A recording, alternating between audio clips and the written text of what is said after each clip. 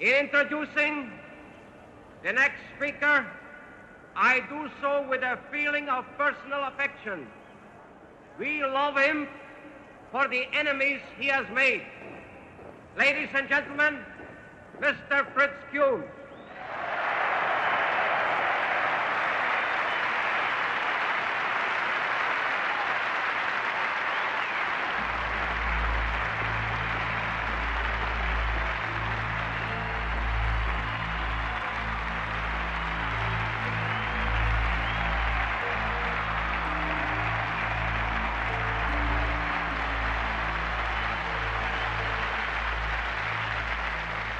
Ladies and gentlemen, fellow Americans, American patriots,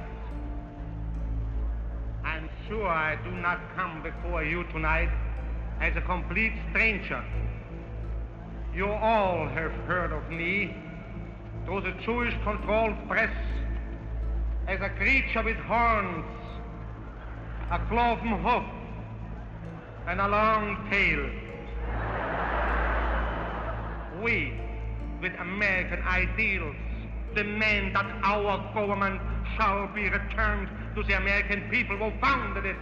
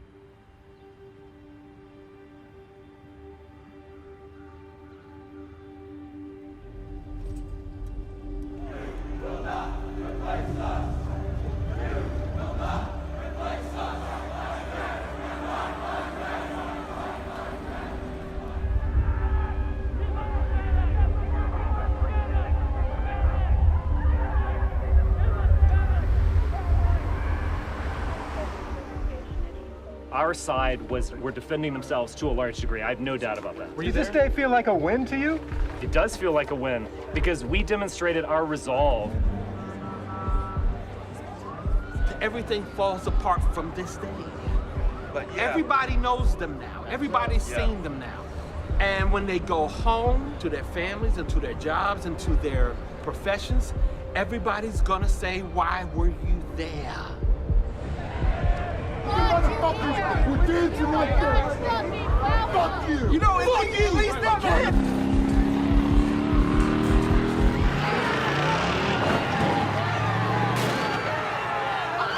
Go.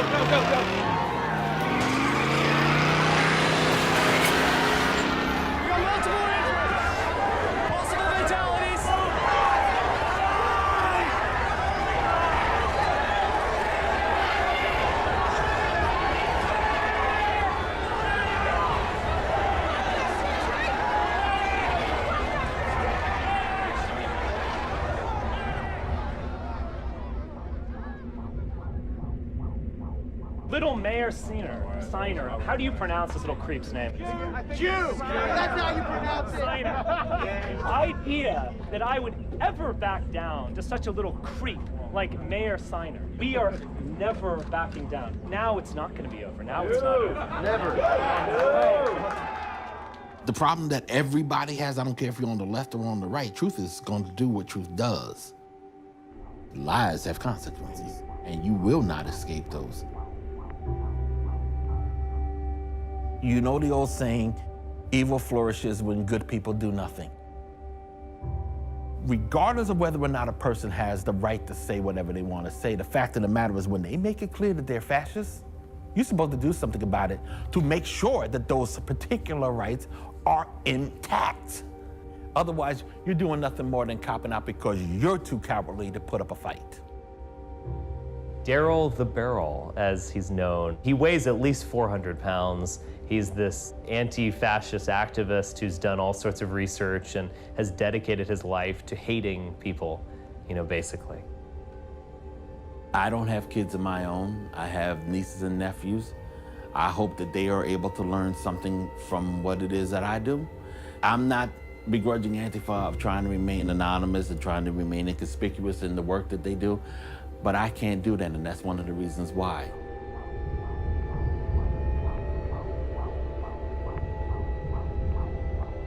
My family needs to know, and the people around me need to know that this is what I am, this is what I do, and I'm damn proud of it. And I want you to learn something from all of that. Have you ever met Antifa or interviewed them? What are they like? In defense of Daryl, he's not a strung out, you know, gutter punk. Yeah, I don't think he's on drugs. He's just on donuts.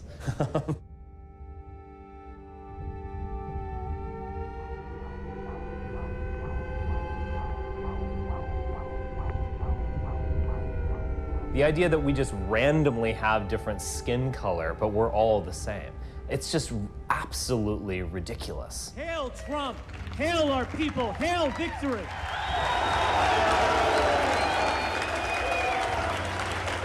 Race matters. Race has mattered for every single person in world history, except silly white liberals and white conservatives post-1960. The idea that we're the strange ones is risible.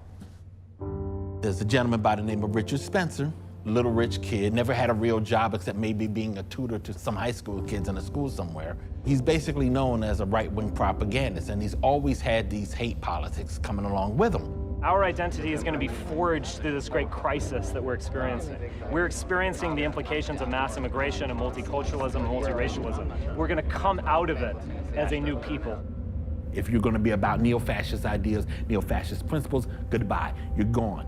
When I was in the military, I took an oath to defend against all enemies, foreign and domestic. You become a domestic enemy when you do shit like that.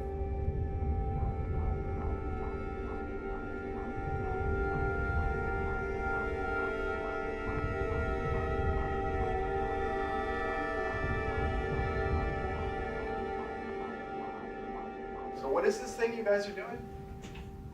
So, it's an independent documentary on alternative right ideology, thought, and you're actually the first. You're the first person we're filming with, and this is literally the first day. Okay. The alt-right is an abbreviation of alternative right. The phrase was coined in 2008 by a very alt-right guy named Richard Spencer. He hooked up with a guy named Paul Gottfried, who is a college professor at some small college somewhere, who once gave a speech saying that we need an alternative right. Spencer turned that term, alternative right, into the name of his new blog that he started writing. And to give you an idea of how bad that blog was, they once had an article suggesting that maybe we should start trying black genocide, killing off all black people. The idea, basically, of the alternative right in the United States is that the baby boomers sold them out, have created a completely untenable situation by encouraging non-white immigration, interracial relationships, and so on. In many ways, the alternative right is just really a rebranding of white supremacy for public relations purposes. There's the alt-right. They all get put under this umbrella of alt-right. And then there's a sliver here of total and utter nuts. You have the alt-light that is totally fine with gays and wants legalization of drugs and is basically libertarian politically. So Milo Yiannopoulos, you've got me, you've got Ann Coulter. Now the alt-right, you have a lot more conservative values, a lot more pro-white sentiment that says, like Richard Spencer said, very intelligent guy, I love debating him, but he said to me, there's no future for non-whites in America. America was, until this past generation, a white country designed for ourselves and our posterity.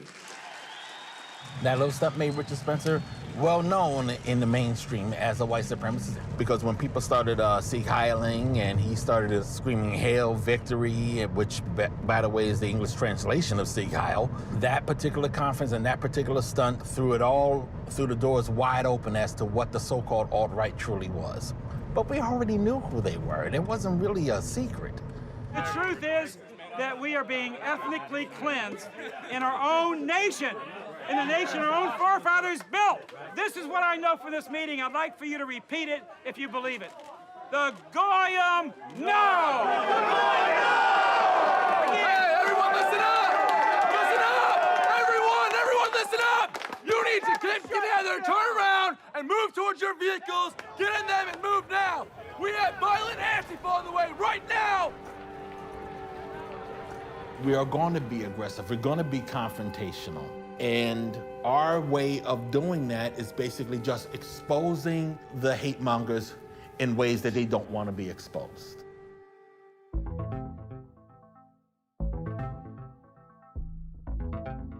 Hey, get out of my face. What's wrong, man? Get out of my face. Get out of my face. We'd love to have You know how racist questions. You know how. No, don't put your... Too late, and don't don't start anything. Don't start anything with me, boy. Boy.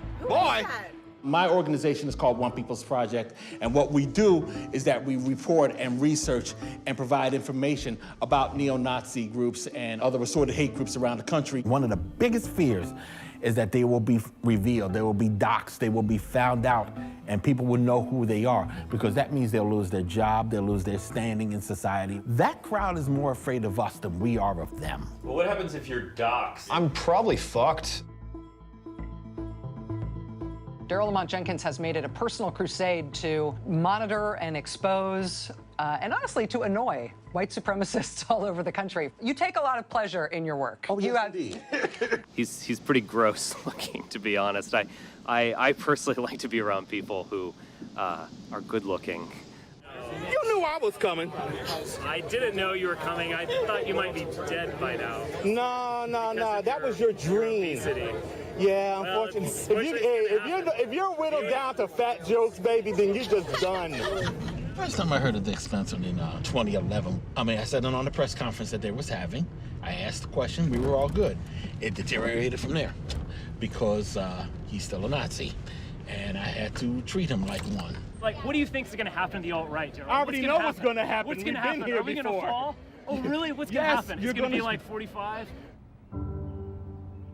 Daryl Lamont Jenkins is a black activist whose job it is to try to silence people like me. People littered my neighborhood with my name and address and said, in effect, go punch this guy out because of what he thinks. That kind of behavior can get a pass in our society today because the zeitgeist is still in their favor. For the country to tolerate that, to me, is a sign of just how corrupt we've become. The idea that there's a substantial radical left in the United States is ridiculous. The claim that there is somehow some sort of equivalency, that, we've got this large radical right and an equally large and equally scary radical left, is simply not true. And I'm not denying historical realities. Look, in the 1960s, early 70s, there was a whole lot of left-wing, real-life terrorism. But that's simply not true anymore. Some members of the alt-right, their literature says that women should be feminine and polite. Those are their two adjectives. Feminine and polite. Guess what? I'm not going to go back into the kitchen. I'm not going to be barefoot and pregnant. I am not going to let them roll back my rights. I'm not going back. And I will fight them with my last breath. I think there are a lot of young people who, through whatever circumstances, came to be really disillusioned with the social environment they grew up in and see this as some kind of reactionary response that kind of appeals to them. With a lot of these young kids, they haven't read the book. They've watched a YouTube video that's given it all to them. And I don't say that to dismiss them, because it's almost like some of us were smoking weed for years and tried a little cocaine, and some of these young kids just injected heroin into their eyeball. But they've come to these ideas much more quickly and in a much more intense fashion. I was attracted to a lot of the arguments they were making as far as advocating for white people, advocating for your own self-interest when everybody else is doing the same thing. It's kind of a sink or swim scenario. I don't think that the alt-right would exist in the way that it does today without a medium like the internet. People can do it anonymously without consequence and then actually be quote-unquote rewarded for doing so. You know, it's an incentivized system that just creates more and more hate. There's a lot of hate that's out there in today's society. People who have just been involved in this kind of hate politics, they've just been getting beaten down at every single turn. And along comes a guy like Donald Trump who gives them a little bit of juice. The forgotten men and women of our country will be forgotten no longer. So much unrealized potential. This American carnage stops right here and stops right now.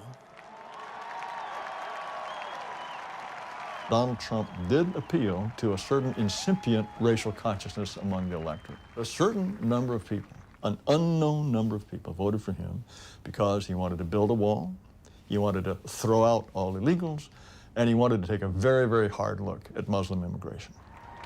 Those people are incipiently racially conscious because all of those policies, they will slow the dispossession of whites. They will slow the reduction of whites to a minority. This is an important appeal to a certain number of Americans. I don't know how many. My friend Alonzo Bowden has a very funny quote. He's a comedian. He goes, "Not all Trump supporters are racist, but all racists are Trump supporters." Right.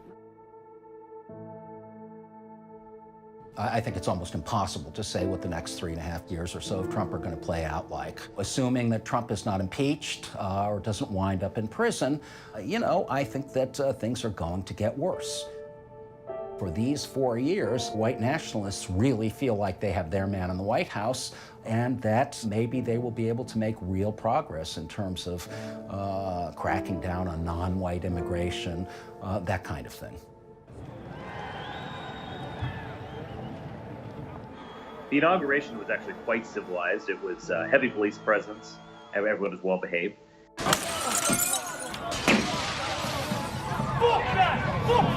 There was a Australian broadcast company came over, so there was a big circle around, and I was doing my usual stuff. So I was engaging in some banter. Are you like the hipster version of the neo-Nazi movement? It's Pepe's become kind of a symbol.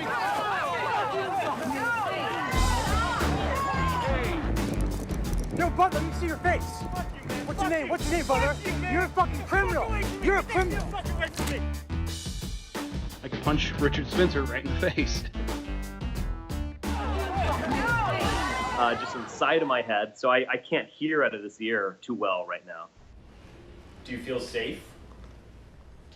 I ultimately feel safe, but I would say this, and I almost regret saying this because I know it will give my enemies some joy, but I would say that 2 years ago, I would feel utterly safe, and I felt that I could be anonymous. We've entered a new stage where political violence has returned. Do you know who punched him? Can you give me any info about it? Because I cannot give you any information. Nobody knows anything. What the Antifas, the anti-fascists, are doing, by and large, is really wrong. It is really a mistake. It may feel great for some guy with a black mask on to run up and punch Richard Spencer in the side of the face, but it does not help progressive causes in this country. In fact, it does just the opposite. I think that he doesn't have any moral authority to actually say, gee whiz, I shouldn't get a sucker punch in the face. I think Theodore Kaczynski, the Unabomber, said that. What did he say? That the only really, truly effective thing in any movement is violence. And it's hard to argue that. If they want to shut down Antifa, they should be violent. I cannot recommend violence enough. It is a really effective way to solve problems. If you really believe that the white majority in this country is under threat in some way, any act of violence is just going to make things worse for white people. We don't believe in absolute nonviolence. Our understanding is that one can engage in violence when all other means fail. My thing has always been, if you're going to engage in violence, basically it has to be as a form of defense. But like I said, when you see folks on the other side taking swipes at us, naturally, folks are swiping back. As far as I'm concerned, you picked this fight, now fight. Knock the crap out of him, would you? Seriously. I promise you, I will pay for the legal fees, I promise. Developing news, anger boiling over. Our cameras are rolling as fights break out between anti-Trump protesters and the president's supporters. Just trying to learn more. I'm just seeing it for the first time now. So this rally was especially important for a lot of the Trump supporters because this was supposed to be the day where they would just show Antifa what's up. Unfortunately, it looks like Antifa showed them. The silent majority does support Trump. Because I voted for him and I support him and he's doing exactly what we asked him to do, and that's exactly why he's the greatest president. Have you been happy so far? Completely happy. Every reason for everything he's doing right now is every reason why I voted for him. The Trump supporters, they keep talking about how they're fed up with the way that society is going and they want their country back. You fed up? You don't know fed up. We know fed up. And that's why we gonna win.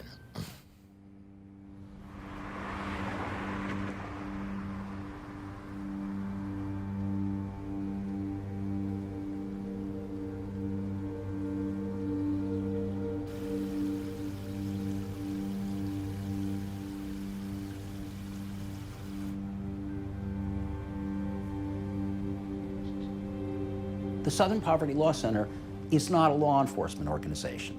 So if SPL staffers run across, a real-life criminal plot, they don't play games, right? They go just straight to the FBI or the local police force, whoever it is. Part of this work is that people want to kill you, or at least they say they do.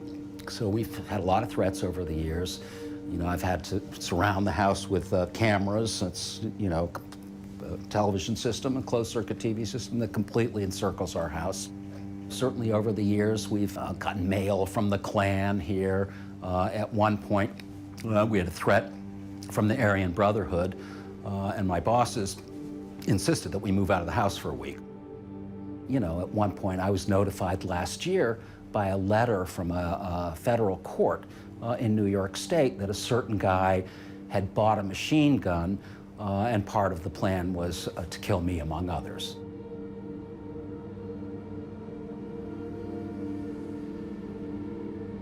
Do you know who Mark Potok is? Yeah. What are your thoughts on him? He's obviously a terrible human being.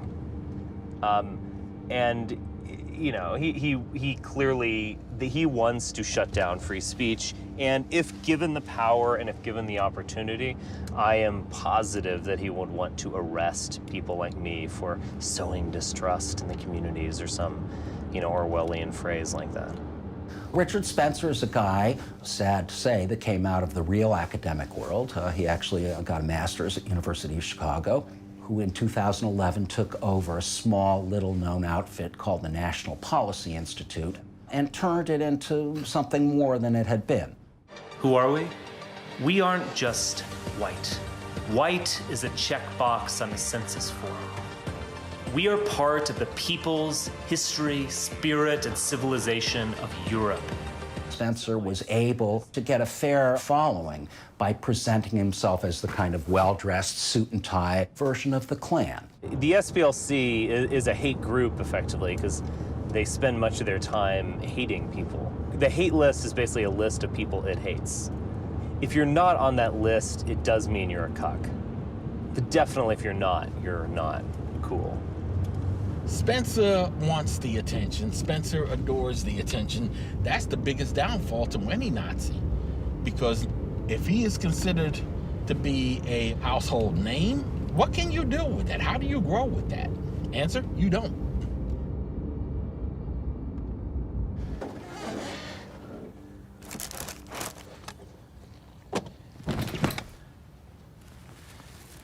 This is an old Klan hood that I got from someone. Whenever they get out of the WP scene, they tend to want to get rid of all the things that were a part of it.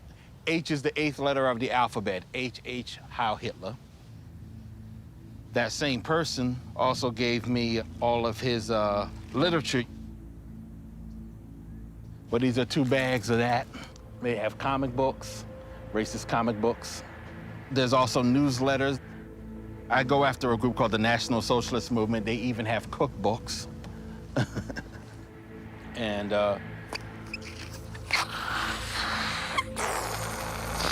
this crap. But that's it. That's what I got. That's what I brought here today. They want an ethno-state. They want a white ethno-state. They want us to be separated by race. And that's what they're pushing for. So if you're ever hearing about any nonsense about being patriotic coming from this crowd, that's crap. The truth of the matter is that's a fascist state. I'm Antifa. I don't let fascist state grow. Tell me about this this idea you have of a white ethno-state within the United States and how you see that working. Well, I don't think it would take place within the United States. The ethno-state, and as I conceive it, is a post-American possibility. And it would happen after a dramatic paradigm change, after which America, the United States as we know it, would lose legitimacy, would no longer be possible, and we would have to need something new. So it is a kind of post-revolutionary idea. And it would ultimately be a safe haven for all whites around the world. Whether you're Russian or Irish or Italian or Norwegian, this would be a safe place for you. So it would have a kind of Zionist component to it. It would be like Israel as a safe haven for world Jewry. And that would be the ethno-state. There are literally tens and tens and tens of millions of people who are not white, who are not Christian, and who were born in this country and whose parents and grandparents were born in this country. Do you think they're going to leave because Richard Spencer would like them to? You know, the ideology is a prescription for mass murder. The partition in August 1947 saw the British Indian Empire split in two, mostly along religious lines. Pakistan was intended to be the Muslim homeland. India intended for Hindus and Sikhs. It was a recipe for trouble. Partition triggered one of the largest migrations in human history. Muslims trekked to West and East Pakistan, later Bangladesh. Millions of Hindus went the other way. A hastily drawn border cut families, farms and communities in two. Between 1 and 2 million people died in the process. It would be just a total renewal of whites as a people. We'd no longer be these just, you know, silly, fat goofballs and dockers going off to our graves. Now, would gays be allowed in this society? Yes. Yeah. I mean, it would be for whites. And, you know, look, I don't know the origins of homosexuality. I think there might be a genetic component. I've read literature on a physical but non-genetic component that is something that occurs in the womb, actually. There's also there's a germ theory and so on. There is going to be a portion of the population that's going to be gay. And I think we should just live with that, and it's okay. We don't want to focus our energies on converting homosexuals. I wasn't here a few days before I was getting harassing letters and bad looks or people knocking on my door or things like that. I mean, it gets a bit annoying, to be honest. And it is kind of funny that I provoke them so much.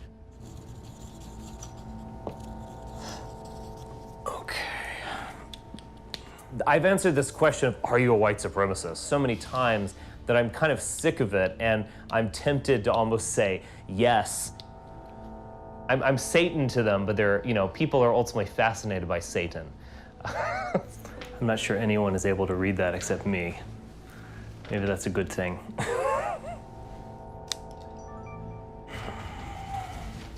There is no doubt that the alt-right has been attractive to angst-ridden young men.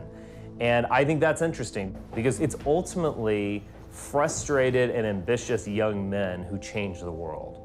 I'm gonna fix a bourbon. I don't want my reputation to suffer. Okay, let's do it. America is going to have to fragment for this new ideology to emerge. And that's what's happening. All right, so this is a I'm pissed off video. So, go Alex Jones, just take my shirt off.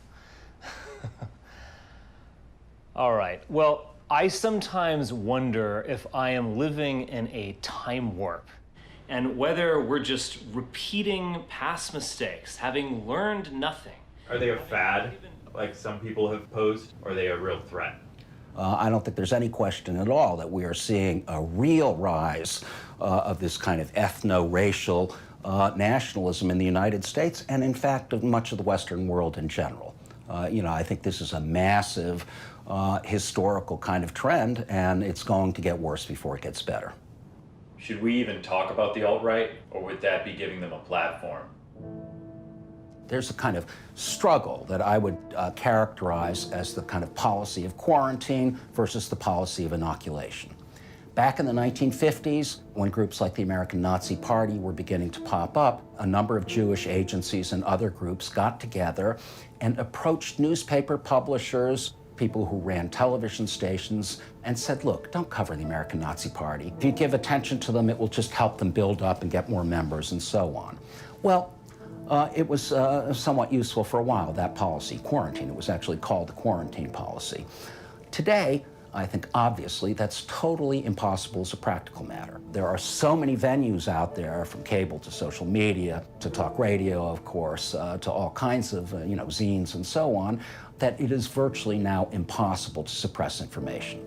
So what do? Do you just stand back and pretend it doesn't exist, or keep your mouth shut and hope nobody's listening? I think not. I think that the answer is to take on the claims of these groups and the radical right in general directly. Hello, I'm Jared Taylor with American Renaissance. The mainstream media are now full of stories explaining the alt-right. Even a Japanese newspaper interviewed me the other day about the alt-right. As a long-standing member of the alt-right, this is how I see it. We are a broad dissident movement that includes many different websites, organizations, and viewpoints.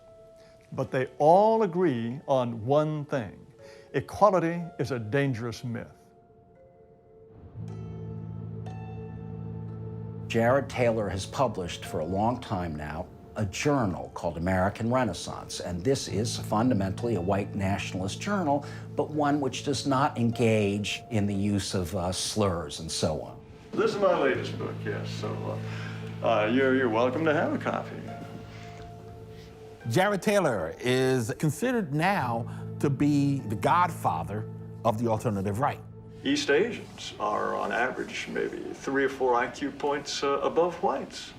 And these are just differences we have to deal with. And to pretend they're not there is just like pretending that, I don't know, that male and females are absolutely identical. They're just not the same. Jared Taylor and a number of other white supremacists set up this hierarchy where we say, well, Asians are even smarter than we white people, so we can't be racists because we recognize, boy, they're really good at math compared to us. But of course, we are vastly smarter and better people genetically than black people, than brown people, and so on. The idea that you can identify entire groups of people based on their IQ is absurd. First of all, how do you divide between quote-unquote black people and white people, right?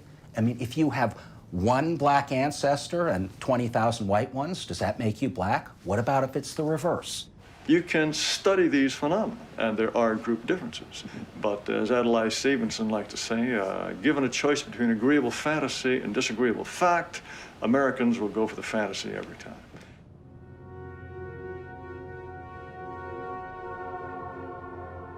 The idea that you could figure out who was good racial stock and who was not good racial stock based on measurements of your skull. The science was absolutely not science at all. It was ridiculous. None of those things were true. What's wrong with eugenics? Which is basically the idea that we can breed better human beings by not allowing certain people to procreate.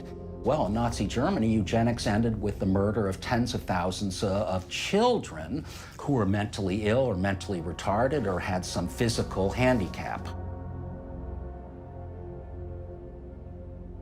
It is this idea that there are better people and worse people, and that is determined by genes. So if only we can stop the people with worse genes, and of course, once upon a time that included black people, gay people, brown people, yellow people, and so on, then we will make a better world. War is not a pretty thing at best, but no words can express the world's disgust at Germany's organized carnage.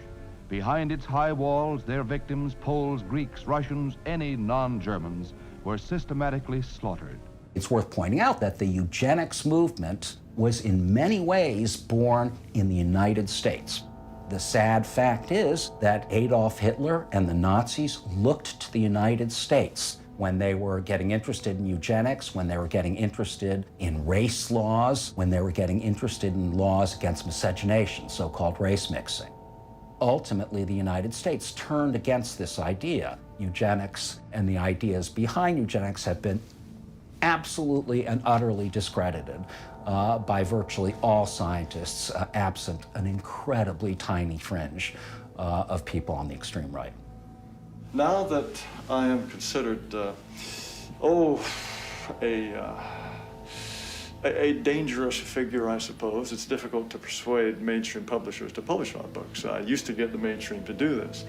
White people, certainly white Southerners, are the only group in this country who are not allowed to take pride in who they are. You can be black, Hispanic, Asian, Indian, African, anything at all. You can be proud of who you are, not white people. You're everything we hope for. The lefties' heads are spinning because they know we're winning.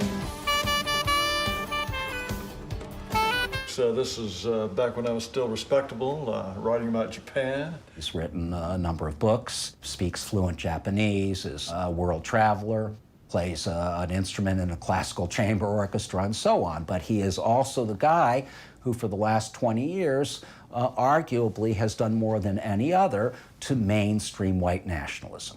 So they consider you a hate monger? Yes, I'm a hater. They can look into my soul. They know what motivates me. Don't even talk to him because we know. And they say, because we know, we have designated him a hate group. And so every time the liberal media talks to someone like me, they say, and by the way, this objective rating agency, as if they're sort of a Standard and Poor of the ideological spectrum, they have put him on the hate list. No, this is just absurd. The goal is not simply to be angry. The goal is to change the minds of our fellow whites and create an environment in which our culture will survive.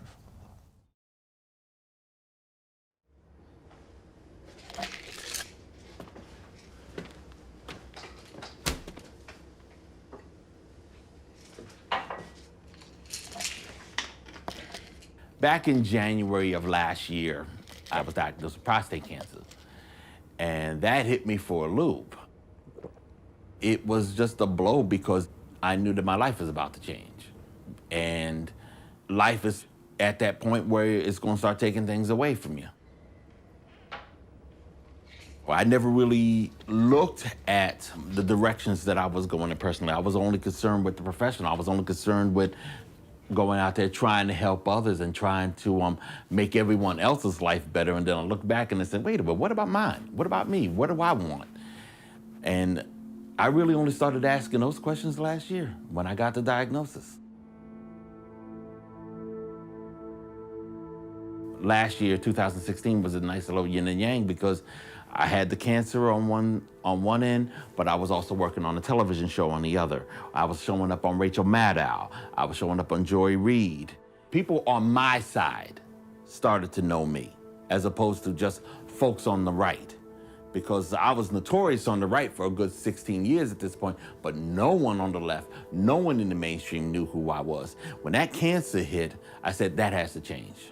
That has to change because I'm not gonna just have my legacy defined by neo-Nazis. I think I focused a lot more on the relationships of the people around me. I'm closer to my family. It's not that we haven't been close before, but I really wanted to make sure that they understood. See, one of the things that my family was never really a part of was my work. 2 weeks from now, dinner at Stage House, Michelle's birthday. I will be there. As it is, I hear I'm going to go see Thor. I was just basically trying to protect them. But now it's a case of you got to know who I am. You got to know what I've been doing out there. My only regret, and one is a big one, is my father passed on before he understood. He passed on in 2011. He never knew really what I was doing out there.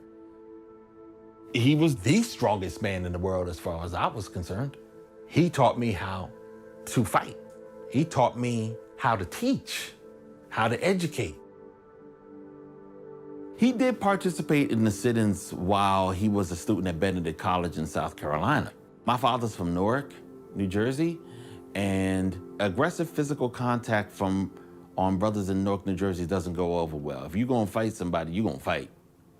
He was doing the sit-ins, and that nonviolent thing was only to a point. And they're getting yelled at, they're getting screamed at, being called names. One guy decided he was gonna squeeze mustard on everybody's head and just went on down the line. He got to my father and learned the hard way just what it felt like to get thrown through a plate glass window behind him. Father almost got expelled for that one. But that's about as much activism that I think my father's done. I think that was pretty significant, though.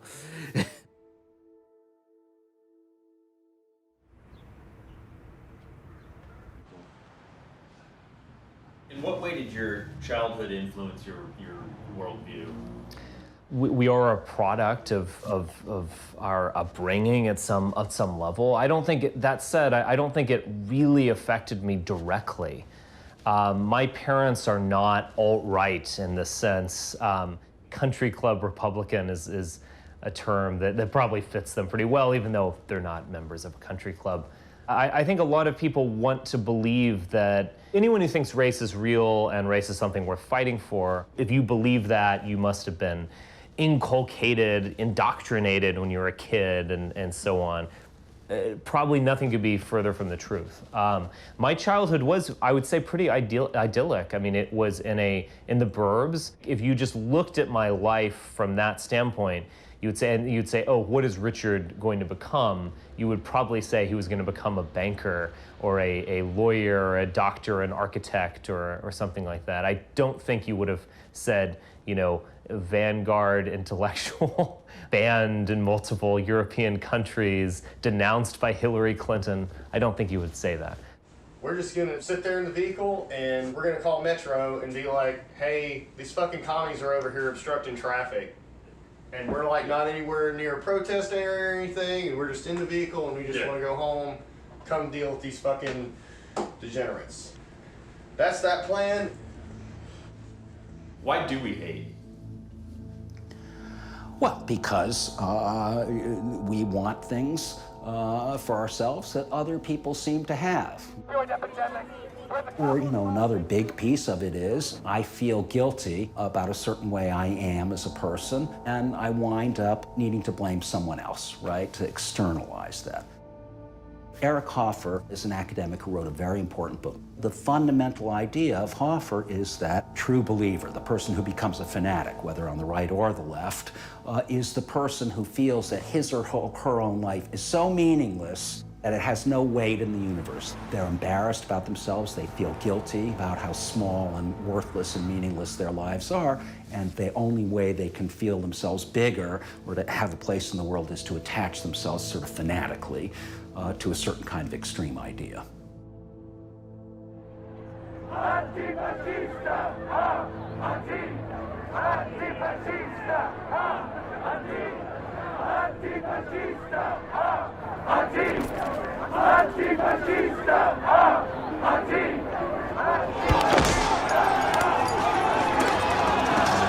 My name is Milo Yiannopoulos, and I'm the gay technology editor of Breitbart News. I was due this evening to speak at the UC Berkeley about cultural appropriation. Here we go. Someone has moved in closer. Somebody's taking a selfie. When Milo Yiannopoulos was at Berkeley a few weeks ago, Antifa blew the place up. It turns out that the progressive left, the social justice left, the feminist Black Lives Matter, Antifa left, the hard left, which has become so utterly antithetical to free speech. Fuck you. How fucking dare you call me a white supremacist? Most of the activists of the alternative right are making a real effort to kind of invade American campuses, and they've been very successful at creating a situation where they present themselves as the defenders of free speech, and it is the evil forces of left-wing, quote-unquote, cultural Marxism that are attacking them on campus and in other speaking venues and not allowing them to speak. When you shut down the conversation, lies can thrive and make babies and start entire communities. These kids wouldn't stop yelling, whose campus? Our campus. So I go, come up here, talk to me, let you say your side. The closer I got to him, the more he went, and he would go, whose campus? There's no substance to this beef, it's just beef for beef's sake, it's fashion. I mean, it's kind of a catch-22 because free speech and all, the First Amendment's a great thing, but, you know, when people are inciting genocide and nationalistic, xenophobic tendencies, I mean, we're going down a rabbit hole. It sounds a lot like 1930s Germany right now. First Amendment is an incredibly strong protector of speech in this country. Literally, there's no country in the world that has such strong speech protections as this country. So the truth is that under the First Amendment, a neo-Nazi could stand in Radio City Music Hall and tell 20,000 people, we need to kill the Jews and we need to kill them now. That is considered by the courts to be simply advocacy of a position. I'm just sitting in a hotel room stunned that hundreds of people were throwing rocks because they're so threatened by the idea that a conservative speaker might be persuasive and interesting and funny and might persuade, might take some people with him. They just have to shut it down at all costs. As America of all places now is a scene of political violence in response to ideas. It's very shocking.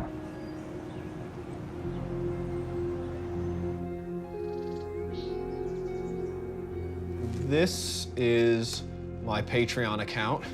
Like I work full-time and go to school at night, so I don't really have a lot of time to do this in the first place, so I figured like it would be interesting to see if any of the fans of the stuff that I do were willing to like support that through monetary donations. I received some kind of email notice telling me that my page had been removed. They said that there's no room on Patreon for hate speech, no matter the purpose or apparent intention of the Patreon page. This includes actions that take place on other sites. What do you consider to be hate speech? I think hate speech is entirely a social construct. To get sucked into that debate in the first place is to lose it. And I think that that term is weaponized from like its very moment of creation. I think there's no such thing as hate speech. How would you define hate speech? If I got up and said, I hate Puerto Ricans, or I hate my neighbor, I mean, should that be illegal? Why is it illegal to hate someone? There is no limits to free speech. This is something young people have a lot of trouble understanding. They go, free speech doesn't include hate speech. And you go, what does it include then? The Rolling Stones are better than the Beatles? What is it? What is free speech? There is no situation in America where words come out of your mouth and you belong in prison. None. Hate speech is protected under the First Amendment, but that doesn't mean it's protected by ethics. It just simply means that they don't go to jail for it. But if what you say does cause some sort of harm, people are allowed to respond. Those who say it's just expression, it's just speech, it doesn't actually mean anything. What we see frequently is that these ideas become ingrained within people's consciousness, and then they get translated into real physical violence. So this is in our possession right now. It's the Keystone State quote-unquote skinheads from back in 2003. But what made this video so significant is that there's a band on this video called Youngland.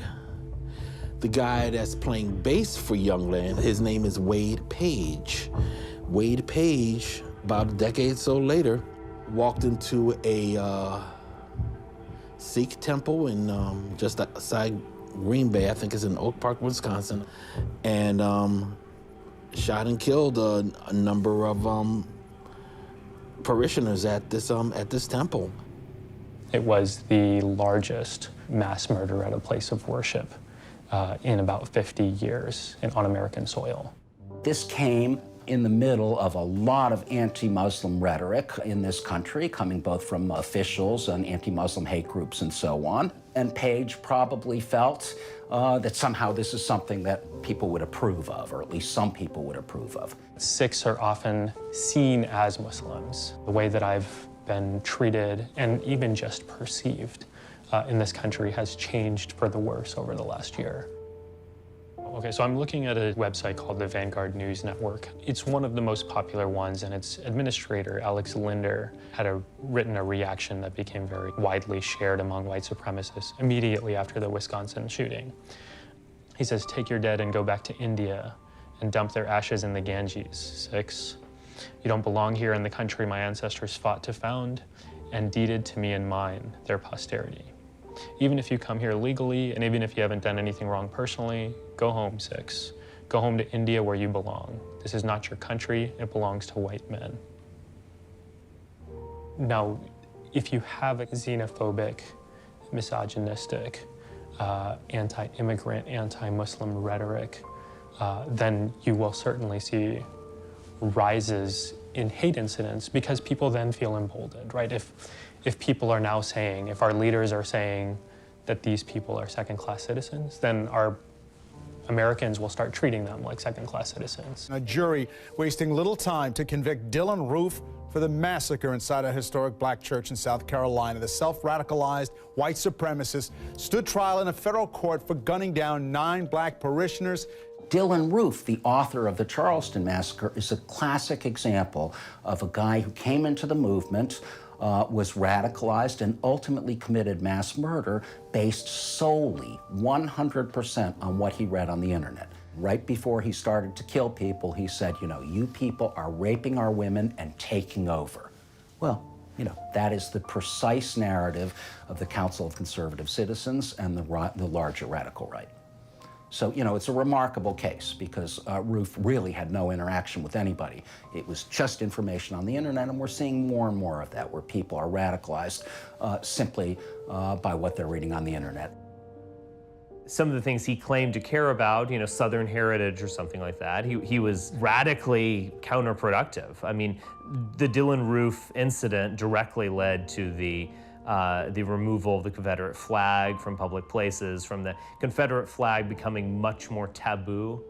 It's just a very sad case, and I'm sure it won't be the last. I mean, I'm sure there will be other cases of someone like this who latches on to an alt-right idea that might be true in itself, but then he engages in an appalling, you know, act. Are you concerned about the idea of domestic terrorists in the future being linked to some of your writing, some of your... If something like that happens, I'm just gonna get out in front of it and just be like, look, yeah, this guy mentioned he read a blog of mine or a blog of someone in the alt-right. What does that mean, you know? I mean, there are people who... Well, what does it mean? I think it means something in the sense that the alt-right is getting at that fissure, you know, it's getting at those really taboo issues, it's getting at those, that real, the most difficult aspects of society. And so that might attract people who are ill in some way. So, I mean, it means that, but it doesn't mean anything other than that. I mean, it's just not, it's not relevant. I feel very strongly that we should not ban sites and discourse like this, right? This is free speech. There is no imminent threat, so it's protected. I think that's important. But what I think is also important is that we need to be aware of what people like Alex Linder and other white supremacist leaders are saying, because that has a direct bearing on how we can respond to them. If we don't even know what their arguments are, how are we going to address them?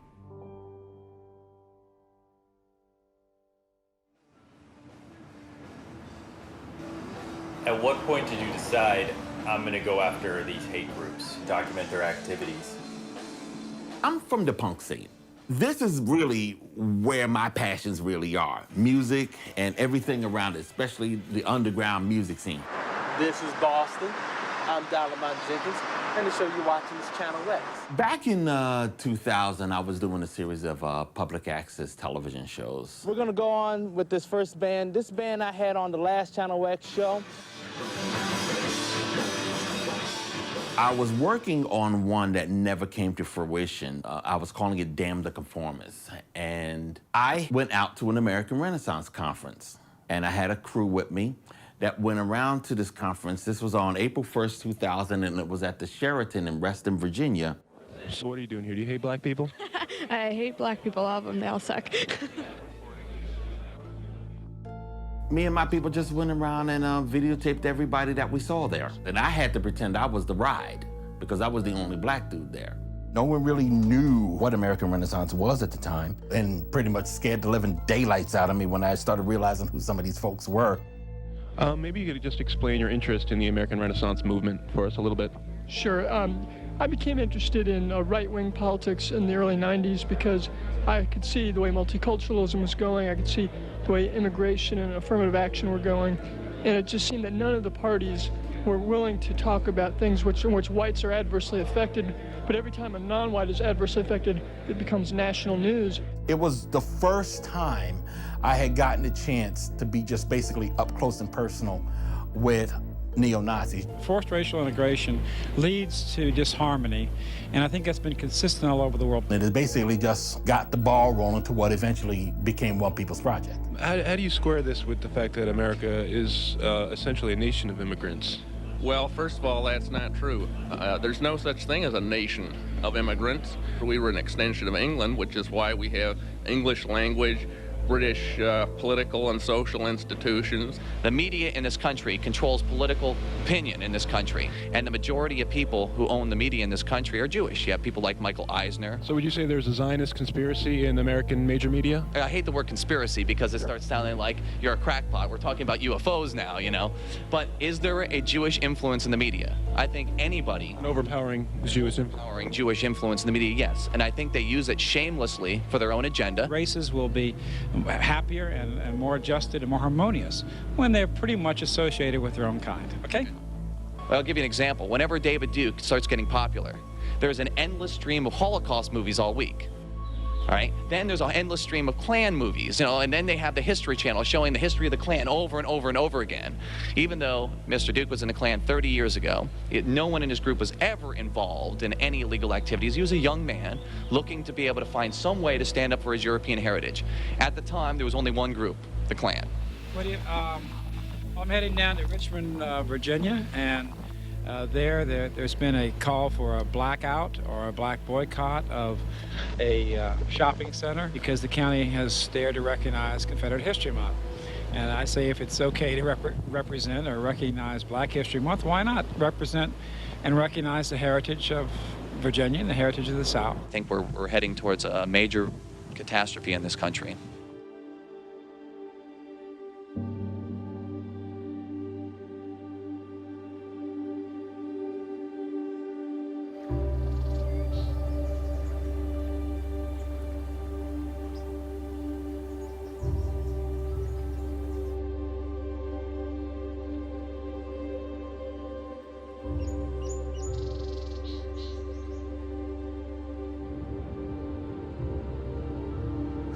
So I'm here. Normally I fly down or I take the bus.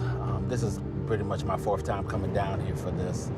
Hopefully it'll be the last. I don't know if Taylor wants to do this again in this town, especially now there's some serious opposition that we may be seeing against this conference. I mean, got a lot of media attention this time around, which it never did before. It's called the American Renaissance Conference, and according to the Southern Poverty Law Center, it's an extremist group that promotes the studies and research to show the inferiority of blacks to whites. So the heat's on American Renaissance this time. The heat's on Jared Taylor.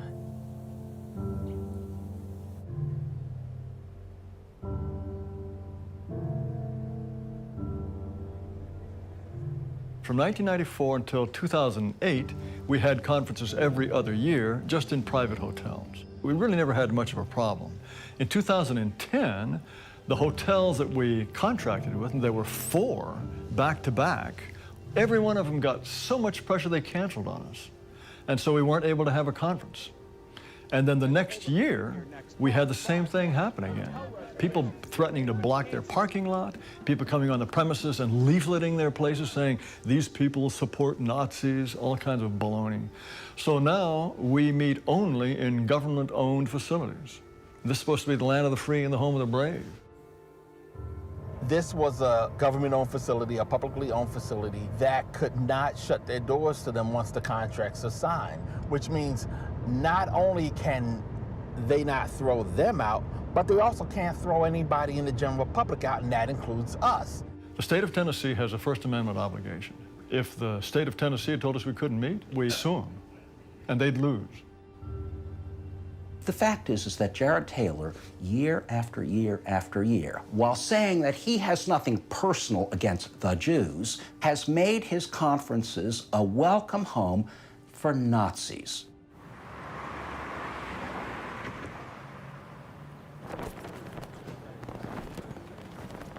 As you can see, we actually slept last night in a church.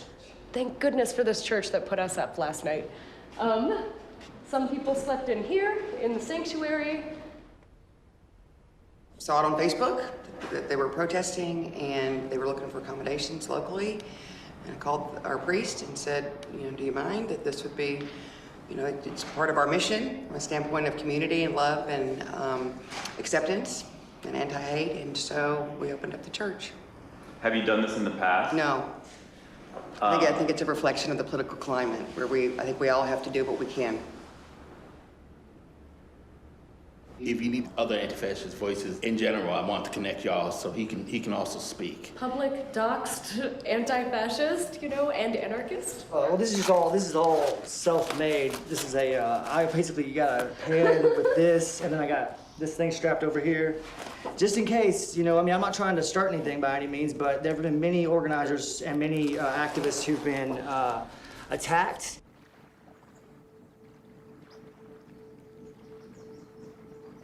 I saw this black gentleman, an African gentleman. I assumed he was on the crew, and he refused to shake my hand. And they surprised me that I was actually going to be talking to this African. Look at the average life of an African American in the United States. It's far better than any African living in Africa. Really? So slavery was good for them? How can you deny such it's an obvious such fact? a ridiculous notion. How is it ridiculous? We are just outside of Nashville, Tennessee, at the Montgomery Bell State Park. I'm a guest of the conference this year, although I will be saying a few words just as an update on what I'm doing. But otherwise, I'm just here to listen to some talks and mingle.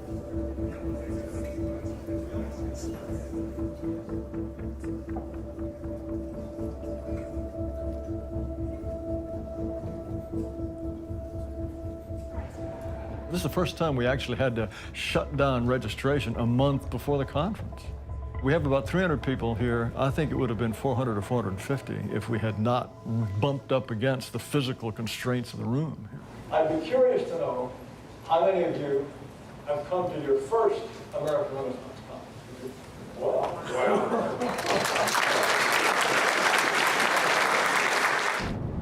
I got a hold of Richard Spencer's phone number and I put it on Facebook.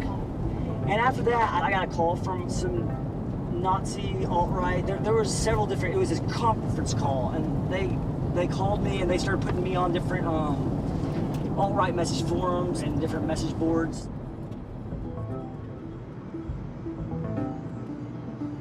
That's Hotel Avenue, I think. Yeah.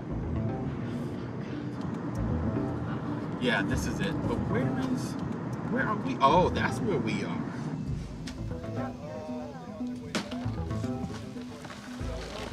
Hello, sir.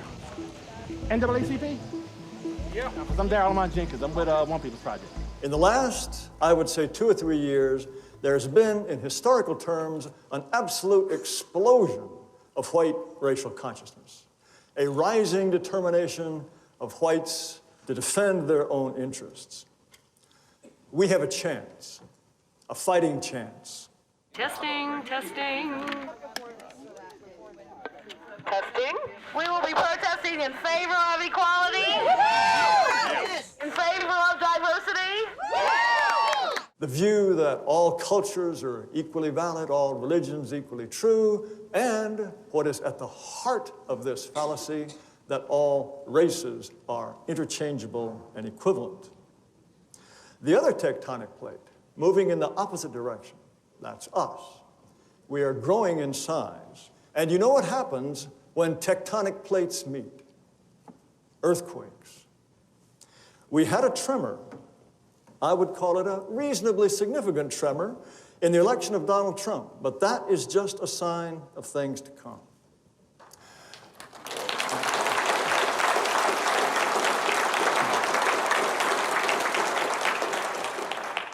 And how did the other side react? No.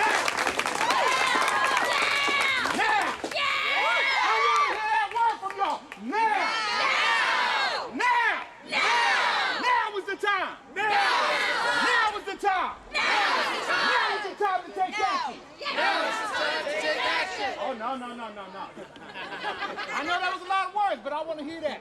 Now is the time. Now is the time. To take action. To take action. Now is the time. Now is the time. For them. For them. To hear. To hear. From us. From us. This is not their town. This is not their town. This is not their park. This is not their park. This is not their state. This is not their state. This is not their society. This is not their society. This is not their decision. This is not their decision. Let me hear y'all yell it out, y'all. Give it up. No racist in our state. No Klan. No hate. No racist in our state. No Klan. No hate. No racist in our state! No Nazis! No KKK! No fascist USA! No Nazis! No KKK! No fascist USA! No Nazis! No KKK! We do expect the demonstrators to be very close. We have been more than urged by the Tennessee State Police here who are protecting us. The Park Police very much discourage any kind of interaction with the demonstrators. I know that we all have a curiosity about these people. One might want to just go up and even just have a sniff, but please control those impulses. If there is any kind of fisticuffs or even a loud argument, you know that we will be blamed. If we will be blamed, I will be blamed, and I know where every one of you lives. Hey, hey, ho, ho! KKK has got to go! Hey, hey, ho, ho! KKK has got to go! Yeah, everybody, y'all can see the zoo animals. Hey, hey, ho, ho! KKK has got to go! Nobody cares about that racist, white supremacist shit. Nobody gives a fuck. I think in a lot of ways, one of the worst things that happened to our country is actually going to be one of the best things that has happened to our country. Since that day in November, I've never felt like as if I needed to just sit on my couch anymore. So Yeah, I think here we are. I remember seeing a sign just recently that said if Hillary had won, we'd be in brunch right now. And it's like, Yes. no, that's the problem. See, that was my problem. I was part of the problem.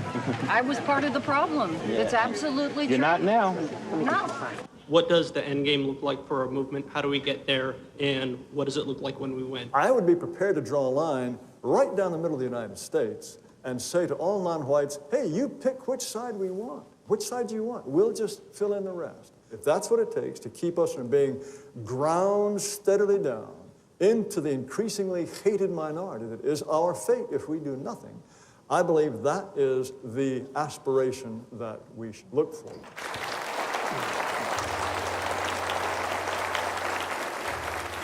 Jared and I definitely have different styles. Jared has been more on the side of race realism based in scientific reasoning. My view is that we're probably going to accomplish a lot more by thinking magically and cut right to emotions. You know, as the old Chinese proverb goes, May you live in interesting times. We are living in them. We are living probably in a breaking point, and I love it. I'm very happy to be alive, and I'm very happy to wake up every day and do all this stuff. It's on August 12th in Charlottesville. There's going to be a really amazing rally that was organized by someone who's here, Jason Kessler. And almost all of the alt-right is going to be there, and it is going to be hugely dramatic, probably hugely traumatic for the liberal people of Charlottesville. We'll see where they go next, and wherever they go, we'll chase them there. Yeah, I think that's our mission in life. Well, thank you. I actually lived in Charlottesville for about 5 years. I went to college there. I remember the statues quite well. It's going to be fun. They will never forget it. People who aren't white, you can't run us over. No, that's not happening. You're not running anyone over.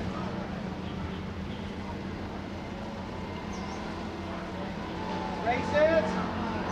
Look at us, red booger. Uh-oh, did something bad happen? Jim, let's go check this out. We better go check and see what happened. There's only a few. There's somebody's fighting.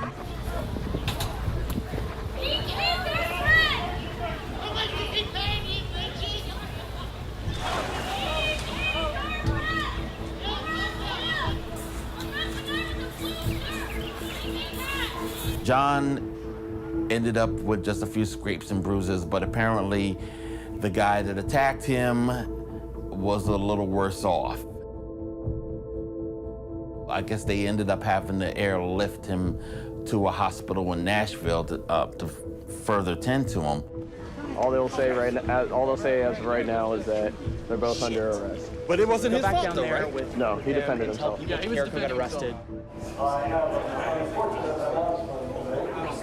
One of our members has disobeyed me and engaged with the Antifa and is now gone to the hospital. It is vitally important that this sort of thing not happen. The best thing we can do is ignore them. What they most want is to get a rise out of us. We are supposed to be a relatively high IQ race. We are supposed to be able to set rules and follow them. I am very angry that this happened. This will reflect on all of us, on American Renaissance, and all of you here. And so, I implore you, do not imitate this knucklehead. He got into fisticuffs with 4 or 5 of their guys, ended up taking an involuntary swim, and was let off in handcuffs and is now in the hospital. Don't let this happen again.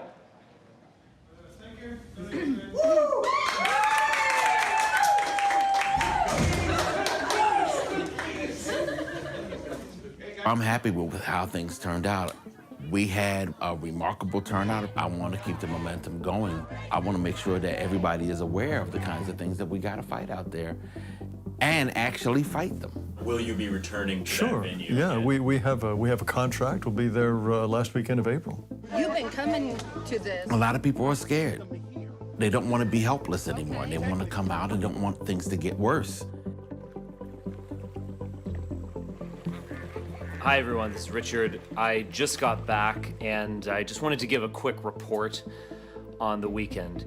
The conference was unequivocally a success. Clearly something big is happening. And it's not just people who are coming, it is younger people. Everyone's getting connected and getting organized. They're meeting people at Ameren. They're gonna see them again in Charlottesville. They're gonna go to a college event. It allows us to build upon events. Take them down! Take them down!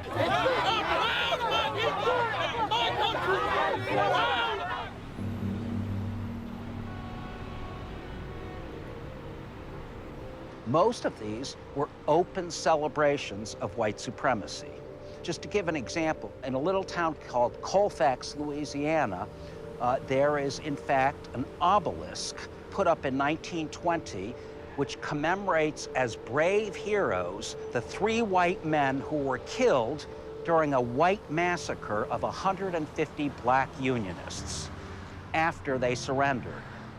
I just think it's unbelievable that any civilization can put up a monument to the 3 people who died in the mass murder of 150 people. They're celebrated as great heroes of the community. There are people all over this country, particularly in the South, so-called neo-Confederates, who will not accept what it is those monuments really stand for. The claim is made repeatedly that the Civil War had nothing to do with slavery. And let me say that is patently 100% false. Monuments being torn down is a symbol of white dispossession. We talked about this issue of the monuments, them being torn down in New Orleans and so on. This is communism. What's the reason for anything that we've got in this country if we can't stand behind it?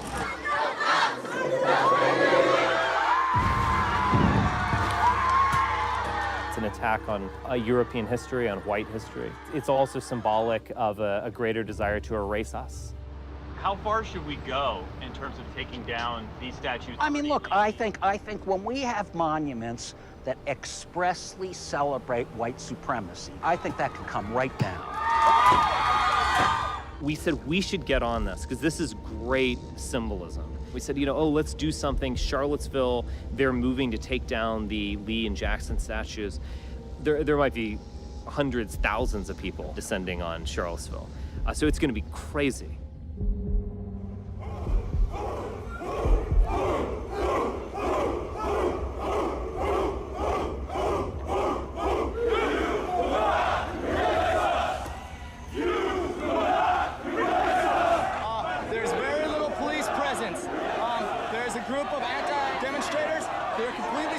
Inside the group of torchlit demonstrators.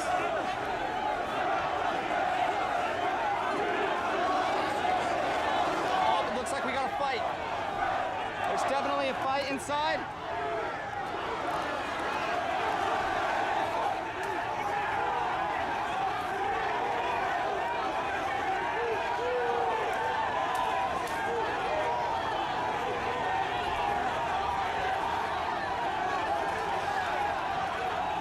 Police have not stepped in. Can I ask why you guys aren't stepping in? So go to the side. Okay, I'm just wondering why you guys haven't intervened yet. Nothing is wrong with white people. Everything is wrong with white people.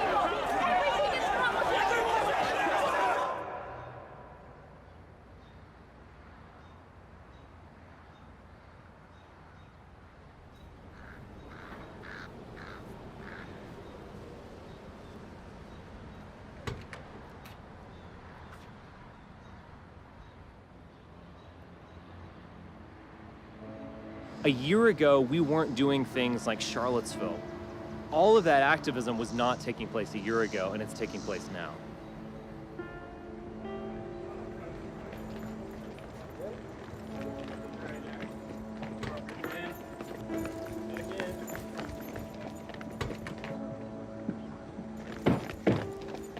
The alt-right has developed clearly. I mean, I'm very pleased with that.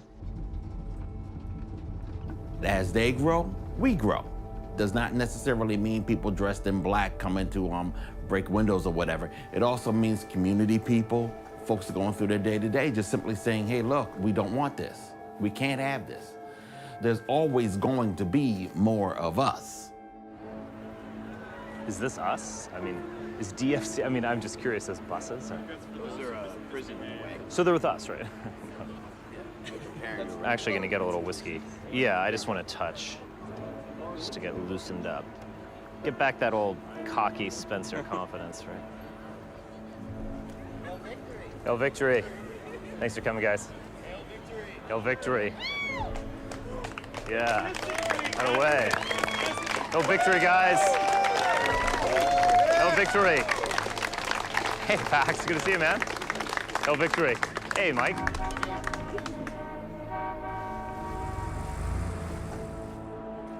I don't know what's going on with Trump. I'm in that kind of, I don't want to quite hate him. But we got Jews running us, so what do you expect? Right.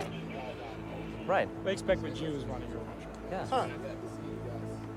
This might very well go off totally peacefully. This might become violent. I mean, that is certainly within the realm of possibilities. Basically, my policy is just absolutely never back down.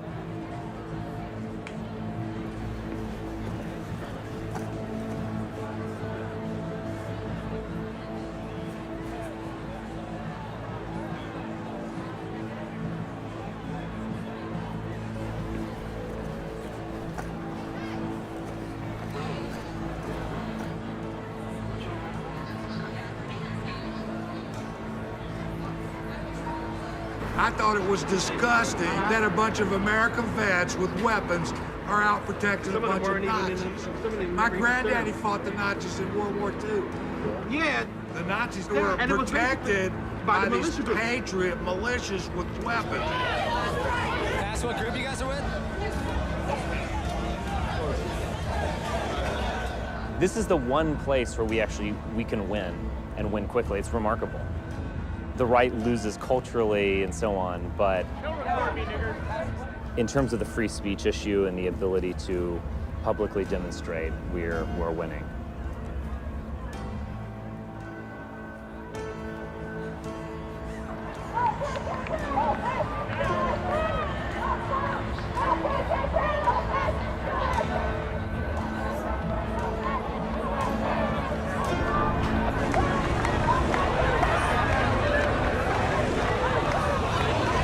There's literally no police around.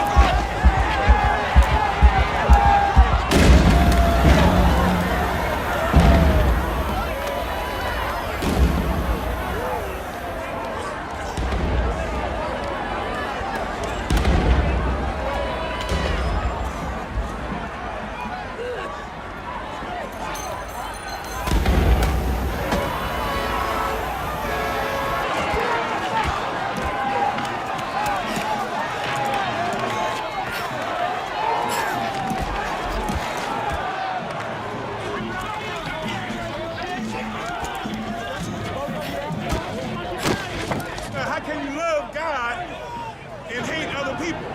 Hey, you can't.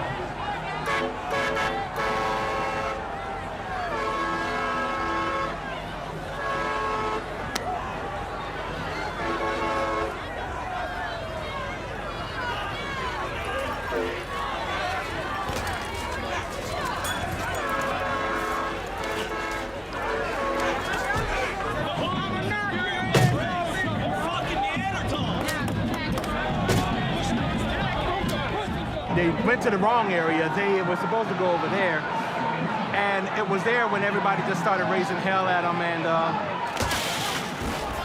fisticuffs began. One guy took a flag from Antifa. I actually tried to take it back.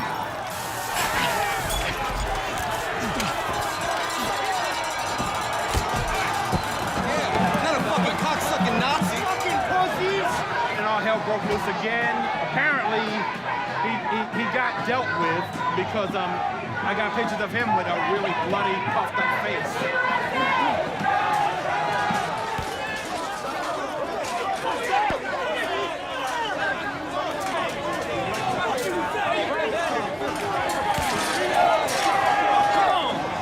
Police are just doing nothing. Police are still not stepping in despite multiple fights breaking out. No, it's going to get out of hand. And why haven't you guys intervened in any of the fighting? There was fighting all over the place, and officers just stood there and did nothing. Nothing. I got it on tape. Nothing. Why haven't you guys intervened in any of the fighting? It's 2017. I don't know why they keep on letting this shit happen.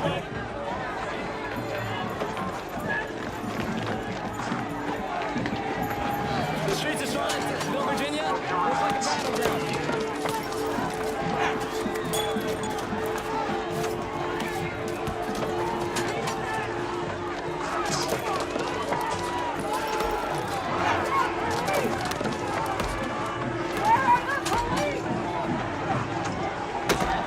We've seen very little government response to this incredibly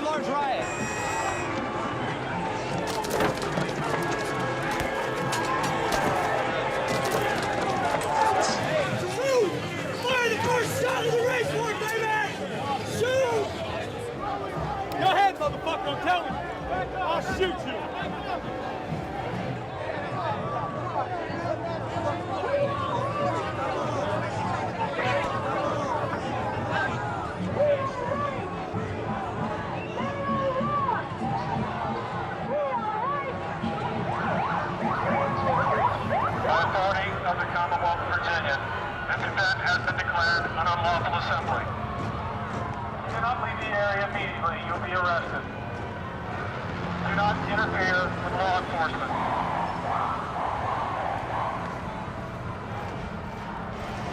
All right, police are pushing me out.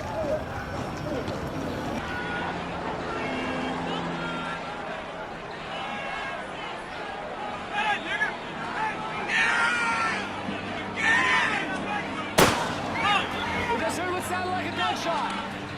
Shots were being fired. I heard what I thought then was a gunshot, and I was just like, wow, this is really going south. And I was like, we've got to get out. Sir, I will surrender. Stop, stop. Sir, stop. Why are you attacking us?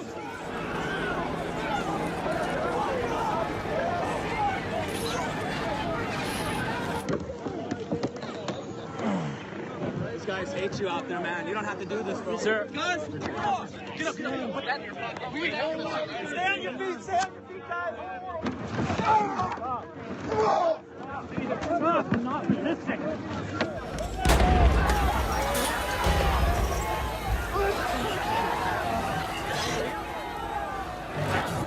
They just released chemical. Oh, there it is. Looks like tear gas. My whole body was on fire, and I couldn't blink, I couldn't rub my eyes. I mean, it was bad. It was the first time this has ever happened, because I usually stay out of the fray. What happened this time? Well, I was trying to help somebody, and somebody from TWP took a shot at me with a pepper spray. So yeah, they got me. Do you need to call someone right here? Nah, I'm okay. Those who I need to call are here. Hit me with it in water. My ears on fire. Okay. Whoa, didn't think about that. Here. Okay. Hit me. Go ahead. Go right in the ear. After 2 hours of street fight, finally the cops stepped in. But they waited till noon. They let that stuff go for 2 hours before they did anything about it. This is the worst example of police enforcement I've ever seen in anything like this. I photographed stuff from back in Vietnam of protests. I've never seen police just stand around and let stuff like this go on for hours. Do not interfere with law enforcement. The Charlottesville police had a legal obligation to provide protection. Perhaps you've read the report that's come out recently now, but it's very clear that the police were under orders to let a certain amount of violence happen. Hey everyone, I'm safe and sound. We were standing our ground, and the police who came out in just full riot gear, I mean, they were pushing us and then kicking us in the shins underneath the shields. But I have to be honest, I am absolutely outraged at the conduct of the city of Charlottesville and the police. Police aren't even in this area. I'm seeing fights break out right now.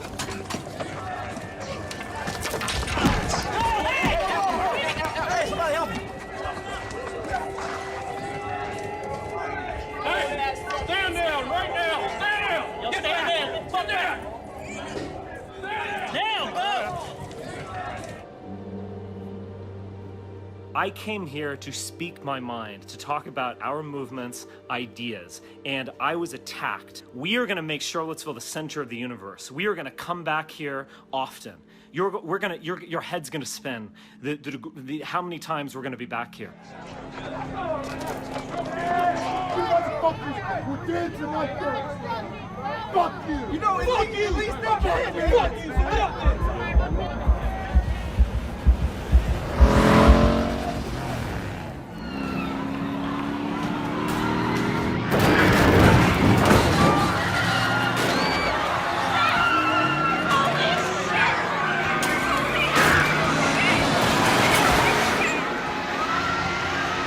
go, go, go.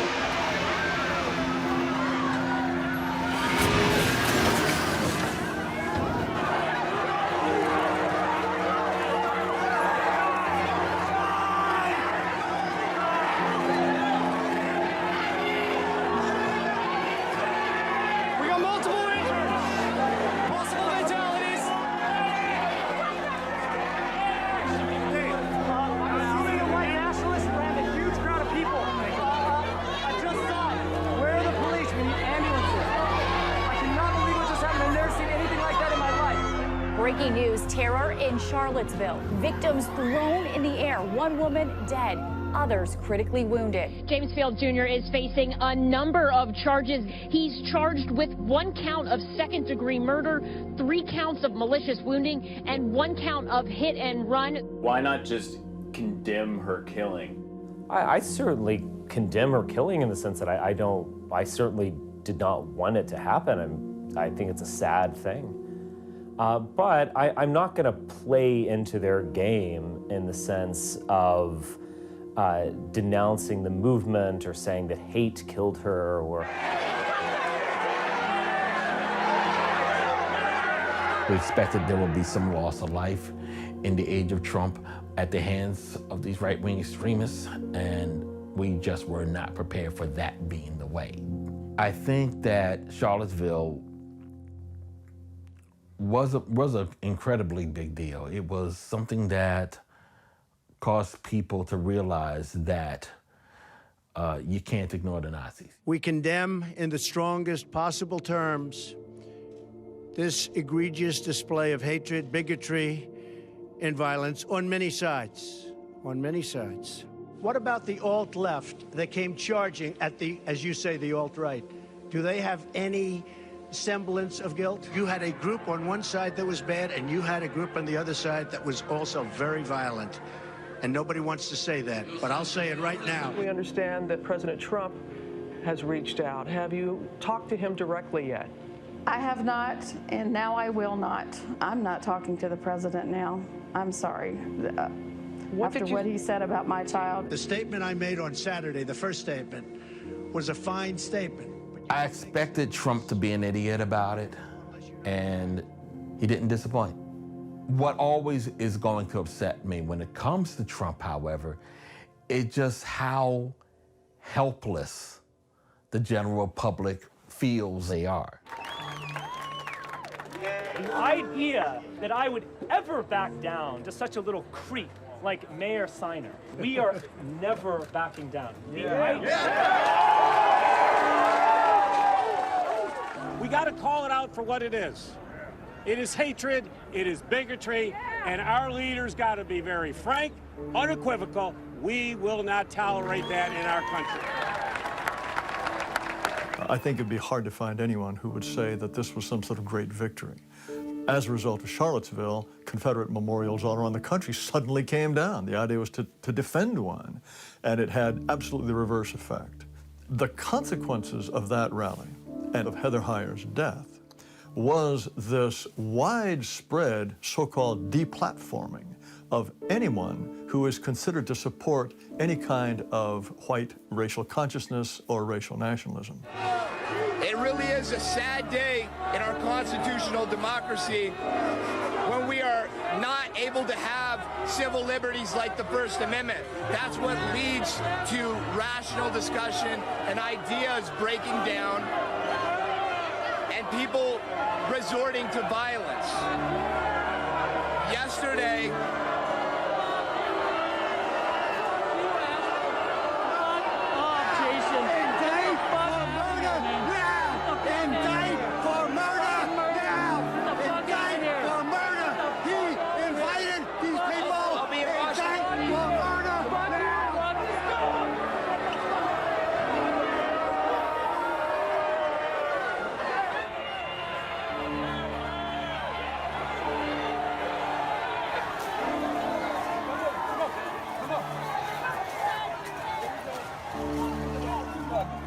Her name was Heather, sir. Her name was Heather, Jason. Her blood is on your hands. So please, go home and never come back. All right, we're live. We're live. Might as well run it. Good time. Yeah, guys. Let's do it. Let's go. Let's move. Move. We are peacefully here. Yes. We're not breaking any law, in fact. Well, you're peaceful. We said we would be back. We're back.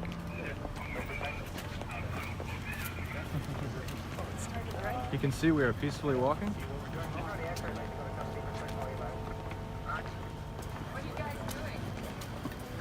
Peacefully walking.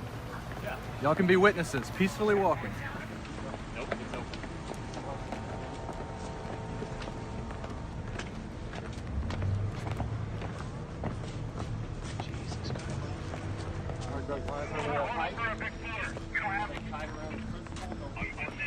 Formation should just fill in right here. Principals up to the front. Principals up there. Fill in. PSD up there. Okay. You guys form up with the statue at your back. Form up with the statue at your back. Form up with the statue at your rear. Space out, space out. We're by the statue. It's covered up in black. Well, that's a sad sight. You will not replace us! You will not replace us! You will not replace us! You will not replace us! You will not replace us! You will not replace us! These guys who marched in Charlottesville, these are the people who are aware of the unspoken premise of this sort of zombie neoliberalism we're living in, which is that we're coming at a point where there's going to be ecological catastrophe, and it's going to either require mass redistribution of the ill-gotten gains of the first world or genocide. This is where the White House is. We're going to get to 17th Street, take a right. And these are the first people who have basically said, well, if that's the choice, I choose genocide. In my opinion, it could be taken without the authorization of Congress, is building a wall. So that's my speech, basically. Yeah. I think that will be 5 to 10 minutes. If I can try to get you to work something like this, then we have to be able to talk about it. And they're getting everybody else ready intellectually and emotionally for why that's going to be okay when it happens. So with statistics showing white people soon becoming a minority in this country, do you ever feel like you're just fighting a losing battle? No, demographics are creating this. They are doing it for us. It's not me convincing millions of people through rational argumentation. It's their lived experience as a minority white in a country that once was theirs. I don't make my decisions on my chances of winning. I make my decisions according to what is right. The duty I owe to my ancestors, my obligations to my children. And I think we will win. When we're putting all of this money into more fucking walls and drones and bombs and guns to keep them away, and so that we can watch them die with clear consciences, it's going to be because we've been loaded with the ideology that these guys are now starting to express publicly.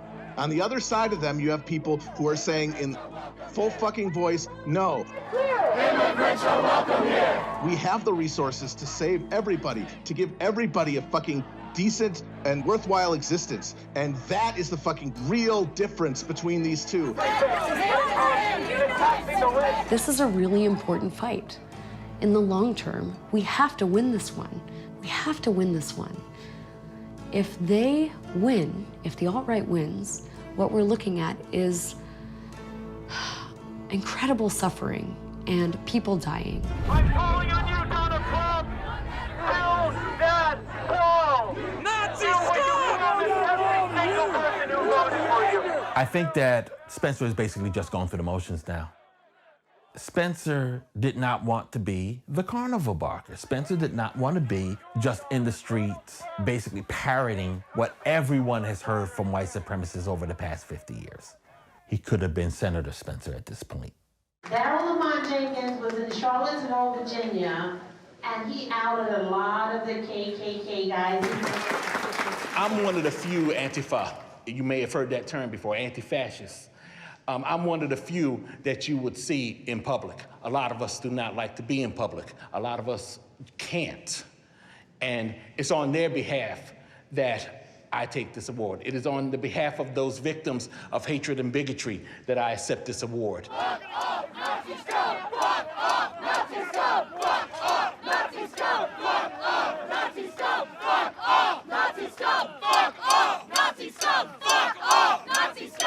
I go out there and try to document every single thing that is going on in the white power scene or in the hate scene in general.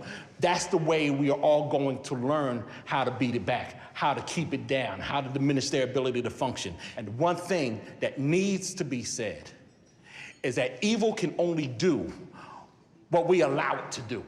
We are stronger than anything that is coming our way. Truth of the matter is we all gotta step up. We cannot ignore what's out there. We gotta fight back.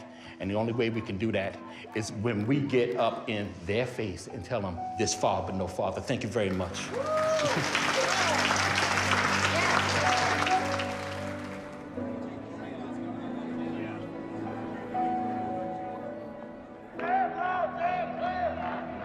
Fascism arises because of the collapse of institutional legitimacy of liberal institutions. So that's how we got fucking Trump. It's how we're gonna get what's coming next after him that's gonna be even worse. If you think there's not gonna be more ecological and economic catastrophes in the future, strong worry is that it's about to get worse. That liberalism is wholly unsuited to fucking deal with, and that failure is not going to lead to fascism filling that fucking hole. You got another thing coming.